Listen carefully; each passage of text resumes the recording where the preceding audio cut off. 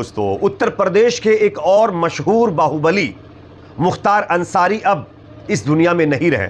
आप सब जानते होंगे कि माफिया डॉन और बाहुबली मुख्तार अंसारी को लेकर के पूरे प्रदेश के अंदर यानी यूपी के अंदर लगातार चर्चाएं हो रही थी। लेकिन इसी बीच कल रात को यह खबर आई कि मुख्तार अंसारी को अचानक अटैक आया और उसके बाद वो बांदा मेडिकल कॉलेज में उनको शिफ्ट किया गया और डॉक्टरों के द्वारा उनको ट्रीटमेंट दिया जा रहा था। लेकिन इन बिटवीन वो इस दुनिया में नहीं रहे, यानी उनकी मौत हो गई। लेकिन दोस्तों, इतना सब होने के बाद अब सवाल ये खड़ा हो रहा है कि आखिरकार मुख्तार अंसारी क्या वाकई हार्ट अटैक से खत्म हुए या उनको खत्म किया गया है?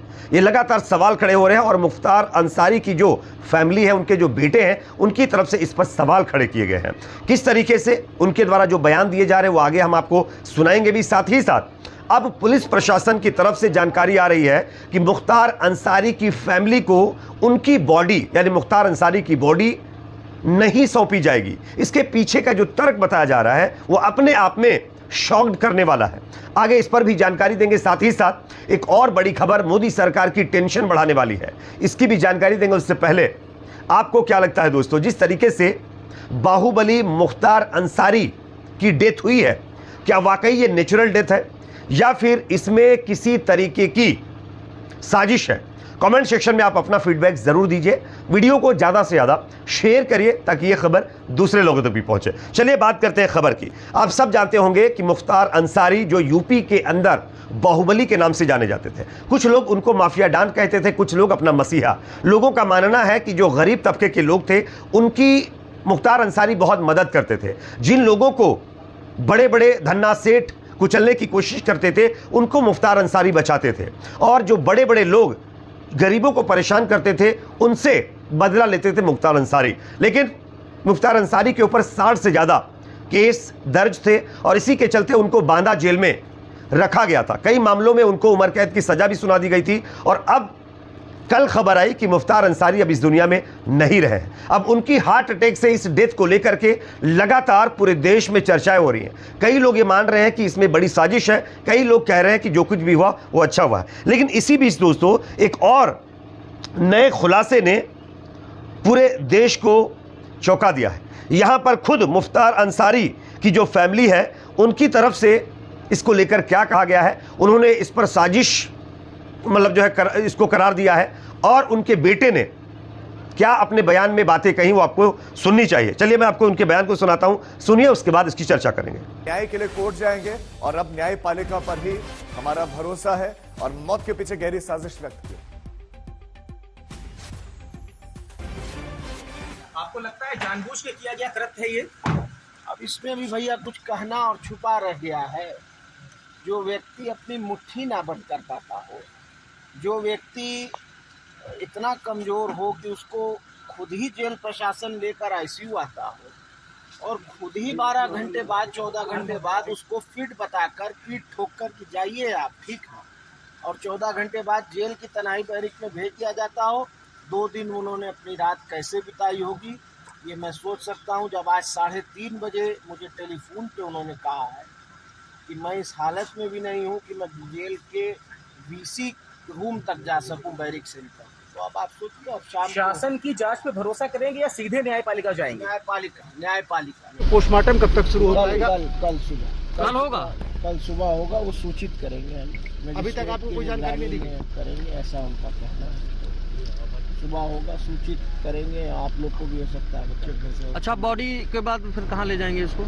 तो जैसा कि दोस्तों आप लोगों ने ये बयान सुना, ये बयान जो है मुख्तार अंसारी के बेटे का है, जिन्होंने साफ तौर पर ये कहा है कि जो मुख्तार अंसारी के साथ हुआ है उसमें एक बहुत बड़ी साजिश है।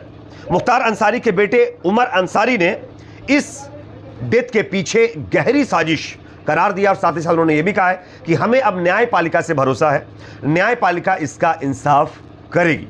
अब देखना यह होगा कि न्यायपालिका किस तरीके का इंसाफ करेगी। लेकिन इसी बीच मुख्तार अंसारी को लेकर के एक और नया अपडेट सामने आ रहा है, वो ये है कि मायावती ने मुख्तार अंसारी की इस घटना पर, उनकी इस डेथ पर एक बड़ा बयान दिया है। मायावती ने क्या कहा स्क्रीन पर मैं आपको दिखा रहा हूं, आप देख सकते हैं। मुख्तार अंसारी की जेल में हुई मौत को लेकर उनके परिवार द्वारा जो लगातार आशंकाएं व गंभीर आरोप लगाए गए हैं उनकी यानी उसकी उच्च स्तरीय जांच जरूरी है, यह कहना है मायावती का। यानी मायावती ने सीधे तौर पर इस पूरे घटनाक्रम को लेकर के उच्च स्तरीय जांच की मांग की है। अब जांच कैसी होगी वो आप अतीक अहमद वाले मामले से समझ सकते हैं। आज तक क्या हुआ, अतीक अहमद को खुलेआम किस तरीके से धार्मिक नारों के साथ खत्म कर दिया गया, क्या उनके गुनहगारों को सजा मिल पाई है, क्या उनके खिलाफ अभी तक सजा हो पाई है, और ये पूरी साजिश का पर्दाफाश हो पाया क्या कि इसमें आखिरकार वो कौन लोग थे जो मेन थे, क्योंकि मारने वाले तो पकड़ लिए गए लेकिन इसके पीछे दिमाग किसका था इसका अभी तक कोई खुलासा नहीं हुआ है। तो इसमें क्या होगा यही लोग लगातार कह रहे हैं। खैर, इसी बीच एक और बड़ी खबर इसको लेकर सामने आ रही है, वो ये है कि अब प्रशासन की तरफ से, यूपी सरकार और पुलिस की तरफ से ये कहा गया है कि मुख्तार अंसारी की जो फैमिली है उनको मुख्तार अंसारी की बॉडी नहीं सौंपी जाएगी। इसके पीछे ये तर्क दिया जा रहा है कि माहौल ख़राब ना हो इसलिए जो उनका शव है वो परिवार को नहीं सौंपा जाएगा। इसको लेकर के आपको मैं एक और वीडियो दिखाना चाहता हूं, आप देखिए, इसमें इस खबर की पुष्टि हुई है। देखिए ये वीडियो। देखना पड़ेगा। मुख्तार की मौत से जुड़ी हुई बड़ी खबर इस वक्त आपको बता रहे हैं। परिवार को शव नहीं दिया जाएगा। पोस्टमार्टम के बाद परिवार को शव नहीं दिया जाएगा। मुख्तार की मौत से जुड़ी बड़ी खबर आपको बता रहे हैं। ज्यादा जानकारी के साथ नीतीश पांडे इस वक्त हमारे साथ जुड़े हुए हैं। नीतीश, जरा विस्तार से बताइए क्या डिटेल्स हैं। देखिए राम, अभी तक का तो जैसा कि दोस्तों आप लोगों ने देख लिया है यहाँ पर कि जी न्यूज़ की तरफ से इस खबर की पुष्टि की गई। इसमें साफ तौर पर बताया गया है कि यहाँ पर जो बॉडी है मुख्तार अंसारी की वो उनके परिवार को नहीं दी जाएगी। अब देखना है आगे इस पर क्या होता है। एक और बड़ी खबर, मुख्तार अंसारी को लेकर लगातार विवाद हो रहा है। बहुत सारे लोग खुशियाँ भी मना रहे हैं, कह रहे हैं जो भी हुआ अच्छा हुआ, लेकिन कुछ उनके बारे में आपको बता दूँ जो आपको शायद पता ना हो। स्क्रीन के ऊपर आप देख सकते हैं मुख्तार अंसारी के जो नाना थे वो पाकिस्तान की तरफ से उनको ऑफ़र किया गया था कि वो यहाँ आ सकते हैं, लेकिन पाकिस्तान का न्योता ठुकरा करके उन्होंने भारत को चुना था और भारत के अंदर रह करके ये दिखाया था कि हम अपने देश के साथ हैं। अगर कुछ लोग इस देश को बांटना चाहते हैं तो हम उनके साथ बिल्कुल भी रहने के लिए तैयार नहीं हैं। हालांकि पाकिस्तान ने मुख्तार अंसारी के नाना को आर्मी चीफ बनाने का भी ऑफर किया था, लेकिन इन तमाम ऑफर्स को ठुकराते हुए मुख्तार अंसारी की फैमिली, खास करके उनके नाना ने भारत को चुना था। खैर, शायद ये जानकारी आप लोगों को नहीं पता होगी। जो लोग मुख्तार अंसारी की इस घटना पर जश्न मना रहे हैं उनको ये चीज़ ज़रूर देखनी चाहिए। खैर, इस पर आप लोगों की क्या राय कमेंट सेक्शन में बताइए। वीडियो को लाइक शेयर, चैनल को सब्सक्राइब ज़रूर करें।